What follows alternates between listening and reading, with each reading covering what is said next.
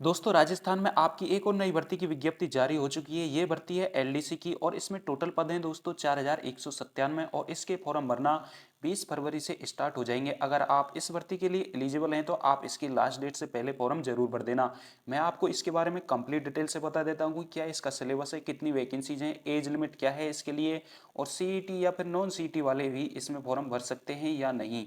ऊपर देख सकते हो आप, राजस्थान कर्मचारी चयन बोर्ड जयपुर दिनांक 13/2/2024 की डेट में ये विज्ञप्ति इन्होंने जारी की है।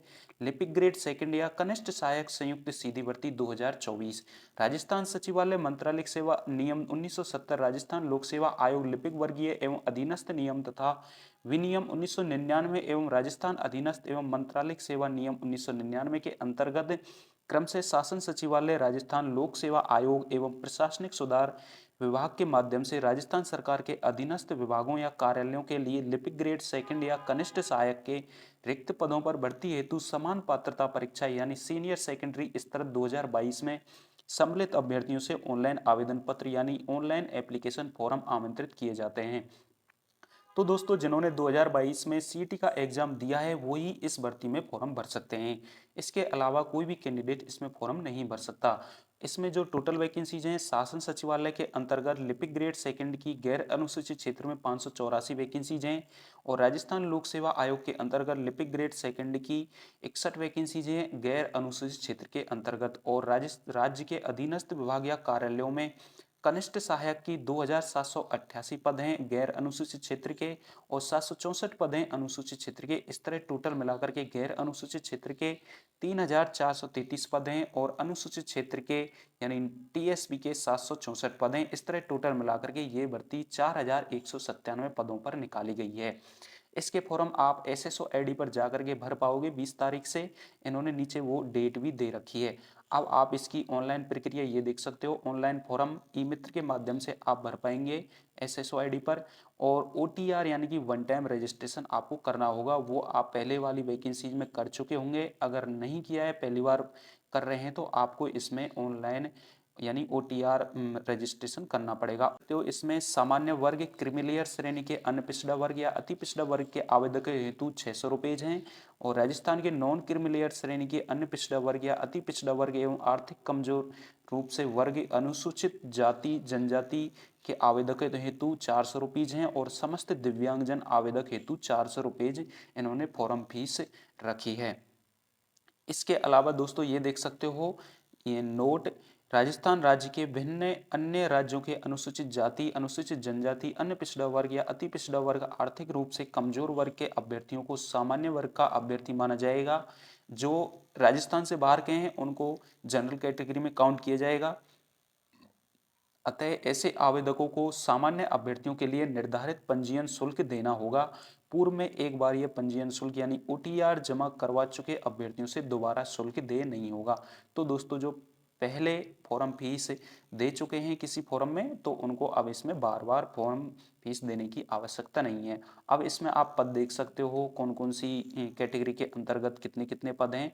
मैं एक एक बताऊंगा तो काफ़ी टाइम लग जाएगा, आप वीडियो को जूम करके इसको देख लेना। ये देख सकते हो क्षैतिज आरक्षण में और ऊपर के नंबर लिपिक ग्रेड सेकंड के इसमें टोटल पद दे रखे हैं।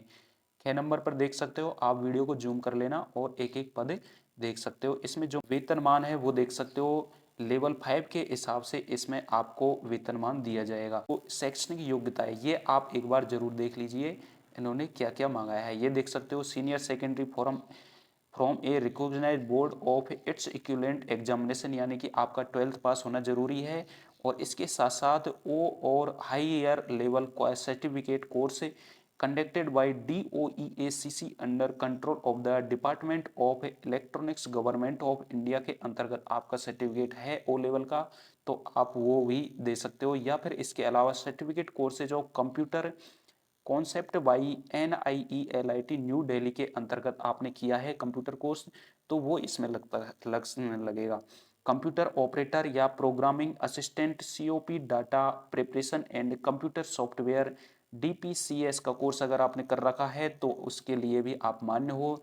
या कोई डिग्री या डिप्लोमा सर्टिफिकेट है कंप्यूटर साइंस या कंप्यूटर एप्लीकेशन यूनिवर्सिटी और established by law in India और from a institute recognized by the government, तो वो भी इसके अंतर्गत आ जाएगा। इसके अलावा मैं आपको एक बता दूं, राजस्थान में RSCIT का कोर्स होता है, वो अगर आपने कर रखा है तो वो इसमें मान्य है, ये देख सकते हो इसमें। और अगर आपने दोस्तों किसी इंस्टीट्यूट से डिप्लोमा यानी कि पॉलिटेक्निक कंप्यूटर साइंस में किया हुआ है या फिर आपने बीटेक कर रखी है तो भी इसमें मान्य हो जाओगे। इसके अलावा दोस्तों जो नीचे अन्य योग्यता हैं वो आपको पता है। अब इसमें आप एज लिमिट को एक बार जरूर देख लीजिए। एज लिमिट क्या है? विभागीय नियमों में उल्लेखित आवेदन करने की अंतिम तिथि के बाद आने वाली आगामी जनवरी की प्रथम दिनांक से आयु की गणना के प्रावधान अनुसार आवेदक दिनांक 1/1/2025 को आवेदक 18 वर्ष की आयु प्राप्त कर चुका हो। यानी कि दोस्तों 1 जनवरी 2025 को आपकी एज मिनिमम 18 होनी चाहिए तथा 40 वर्ष का नहीं होना चाहिए और आप 40 वर्ष से ज़्यादा के नहीं होने चाहिए।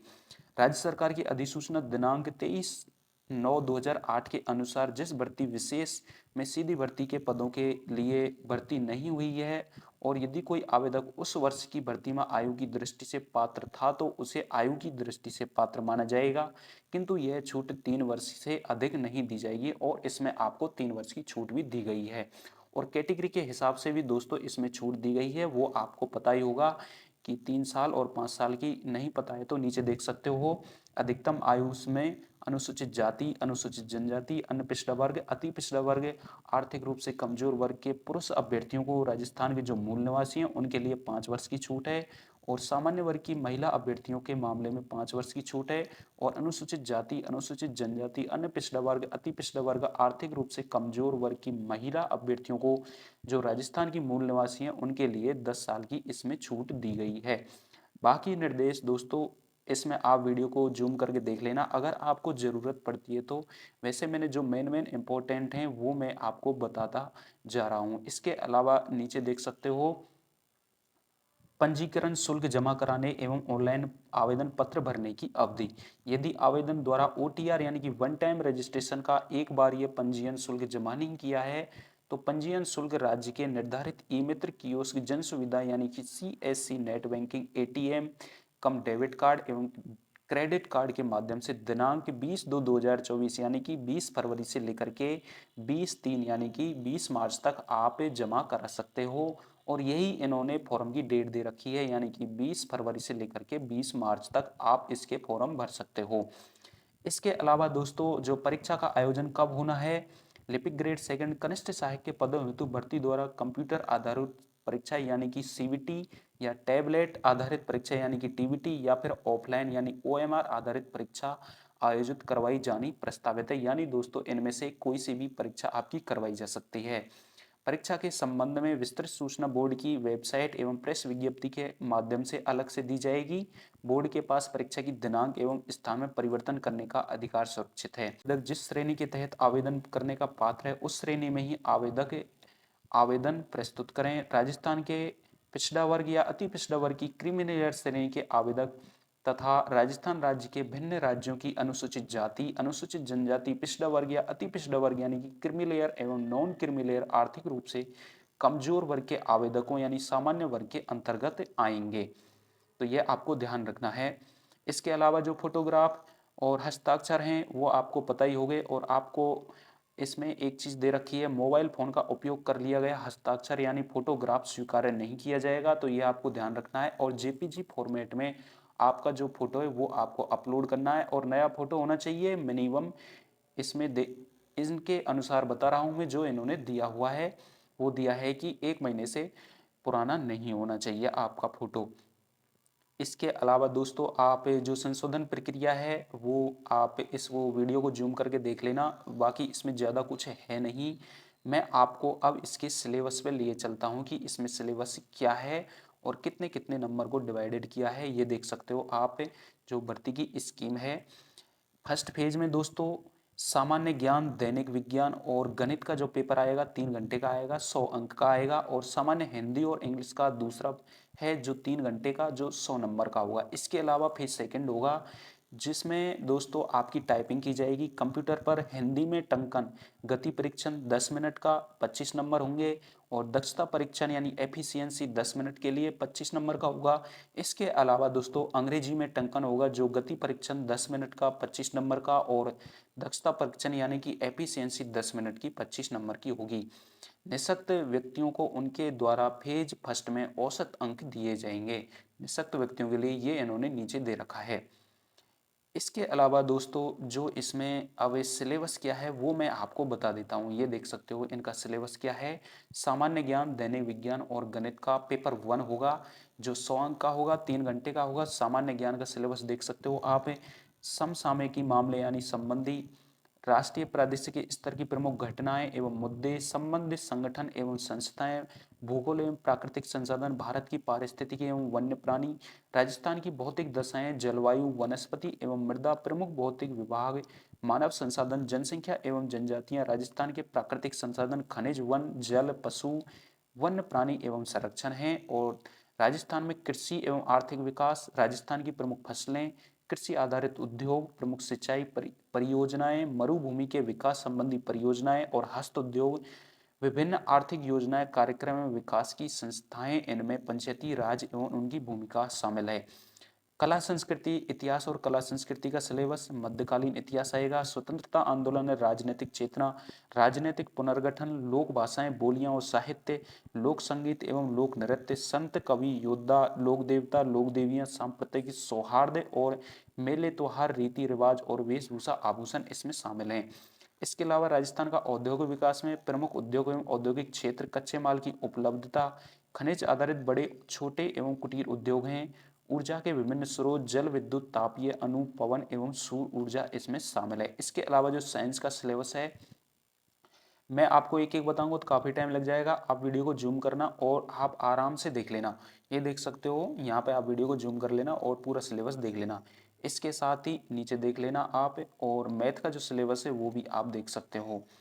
इस तरह इसमें टोटल मिलाकर के 150 क्वेश्चन होंगे और 100 मार्क्स से होंगे, 3 घंटा होगा, और 1/3 इसमें नेगेटिव मार्किंग भी होगी, ये आपको ध्यान रखना है। इसके अलावा जो पेपर सेकंड है उसमें हिंदी का है, सेम उतना ही टाइम है, 100 अंक हैं, 3 घंटे का, और इसका जो सिलेबस है वो आप देख लेना वीडियो को जूम करके। और इंग्लिश का और बता देता हूँ मैं आपको सिलेबस, ये देख सकते हो इंग्लिश का जो इन्होंने सिलेबस दिया है।